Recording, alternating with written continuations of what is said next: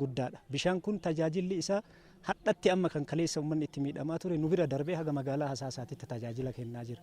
Kun hirmaannaa hawaasaatii fi sadarkaa kana itti kenne kun gammachuu guddaadha. Ammatti illee garuu gayaadha waan jedhamu akkuma duratti jaalli Fiqaaduun dhaamsa dabarsaa turan bishaan kana kunuunsuun, bishaan kana ammachuun, bishaan kana suphuun dirqama nutti ta'a.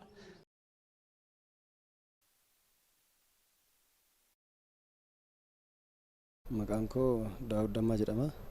Hojii gaggeessaa magaalaa Asaasaa. Magaalli Asaasaa wanni isin ittiin beekamtu jalqabarra burqaa kanaan beekamti. Jalqabasii jechaadha. Burqaan kun burqaa seena qabeessa. Burqaa yeroo dheeraa uummata kana waliin ture. Hundeeffamni magaalaa kanaallee burqaa kana irratti jechaadha. Kanaaf burqaan kun uummata magaalaa Asaasaatiif eenyummaa piroojeektii kaawwan qabnu cinatti yeroo ammaa kana laga kana misoomsine jennee gara paarkiitti jijjiirrannee jechaadha. Humna magaalaa keenyaatiin diizaayiniin akka hojjetamu goonee jirra. Diizaayinii kana bifa gaarii ta'een jechaadha. Haala gaarii ta'een hojjechiifnee jirra yeroo ammaa kanatti. Kanaaf diizaayiniin kun yeroo hojjennu qaamolee garaagaraa as keessatti hirmaachifnee jennee jechaadha diizaayinii kana hojjechiisuu dandeenya.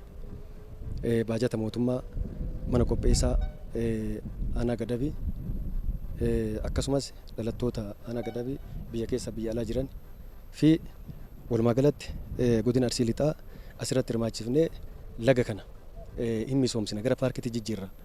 Eenyummaa isaa akka kaleessa uumame san irraa waan xiqqootti daballee akka misoomuu danda'u. Isa jechuun badheetti arginu sani as jechuun magaalaa keenya keessatti callisee kan ta'u kana hin misoomsine jennee jechaadha itti kaanee jenne. Yeroo ammaa kanatti diizaayiniin isaa hojjetamee xumuramee gara hojiitti seenuu fi qophii keessa kan jiru ta'uu isaati. Naannoo miliyoona 100tiin jechaadha wannaan isaa akka hojjetamee jedhee jechaadha. Kana keessa barana pooyintii muraasa isaa fudhannee humna keenyaan itti deemna. Turistiin garaagaraa ka biyya biraa dhaqeetiin ilaaleetiin daawwateetiin jedhu Asaasaa keenyas goraa jedheetiin itti nutti goreetiin hin daawwata jechaadha. Hawannoo qabdi Asaasa. Bakki kun ataakiltii garaagaraatiin misooma garaagaraatiin gaafa ka'aniitiin jedhan turistii garaagara biraa deemu akka biyya biraa keessa deemutti kanas gobanyaasisuu hin danda'u. Kanaaf gammachuu kana gammachuu gaariidha. Ammallee waan nu hanqate hoggansa keenya waliin taanee hirmaannaa uummata keenyaa taanee rakkoolee bakka ammallee rakkoon itti jiru ga'e aanaa keenya bishaan kun waan jedhamu hin qabnu.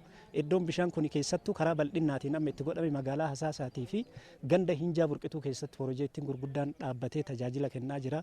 Suphuun ga'ee hawaasaati. Kana gammachuu waliin dhaamsa guyyaa har'aa nuu kenname waliin fudhannaa. Bishaan kana faanatti wanni ammallee itti nuufufuu qaba jennee akka gaafii uummata bal'aatitti keessattuu istaandaardii guddina magaalaa Hasaasaati. Magaalaan Hasaasaa kun umrii dheeraa nu'uu miti abboonni kennallee odumaa isiin jirtu dabarsan. Ammatti garuu sadarkaan isiin irra jirtu kun of duuba harkifannoon isii kun jira. Qaamni dhimma ilaalu naannoo magaalaa kana keessattuu guddina magaalaa Hasaasaa kaadha bishaaniin gammadde kan keessattuu qaama seerummaa argattee kantiibummaa argachuu isiillee karaa kanaan dhaamsa akka bakka bu'aa uummata gadaba Hasaasaatitti itti nu yaaddame guddinni magaalaa kanaallee akka nuuf godhamu waan jedhu kana qaba. Kuni gammachuu waaqaati, gammachuu hoggansa kennaati, baay'ee galatoomaa ulfaadhaa waan jedhu yaada kenna. Keessattuu bishaan hadha eebbifame kun waan addaati, eebbisaa eebbi addaati. Yoo kana jedhu asiin dura bishaan magaalota kana keessatti aanaa keenya kana keessatti yoo eebbifame yeroo sirna asiin dura kana bishaan guyyaa tokkoof eebbifamee guyyaa lammaffaatti dhabamu ture. Kun amma haalli isaa baay'ee nama gammachiisa. Maaliif yoo jettan hayyoonni baay'ee dhufanii Oromiyaa federaalaallee dhufanii bishaan kana yeroo lama sadi qoratanii akkanatti hojiirra ooluu isaa mirkaneessanii nu gadhiisuun kun baay'ee nu gammachiisa. Na tajaajila baay'ee nu kenna uummata aanaa Asaasaa munuu isaa bishaan kun bishaan wal ga'uu danda'u. Asaasa uumamaan illee bishaan kun biyya Asaasaan dhiisi magaalaa biraatu asii dabree kun magaalaa Dodolaatu obaasaa jira.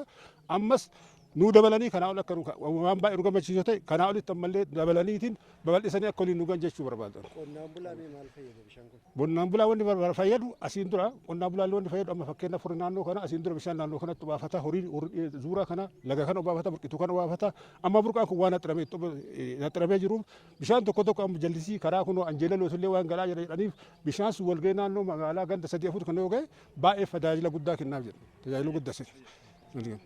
Maali rakkoo bishaanii baay'ee guddaa tokko qabnaayyuu halkan agasaa 9 agasaa 8tti teenyee waraabna amma immoo bishaan dhugaatiin nurraayyuu taree aanaa nutti dhiyaatuufu kennaa jirra. Bishaan amma immoo bishaan gahaa argataa jirra jedha. Lammaffaa immoo waan nageenya irratti nageenya kenna manaaf manaan dhiiraan dubartii odoo hin je'in eegaa jirra. shanii of keessaa baasnee saaxillee kennine ka dandeenye gorsinee deebisne ka dide immoo tarkaaffiin irratti fudhatama akka aanaa shaashiititti tarkaaffiin kan irratti fudhatamee jira. Aanaan keenya nageenyaan gaariidha bareeda jirra. Asiin dura mee bishaan yeroo bonaa bishaan akkamitti kan dhugdan? Yeroo bonaa bishaan haroo bishaan sanuun argannu haroo keessaa dhugna bishaan hin argannu halkan taa'aa bullaa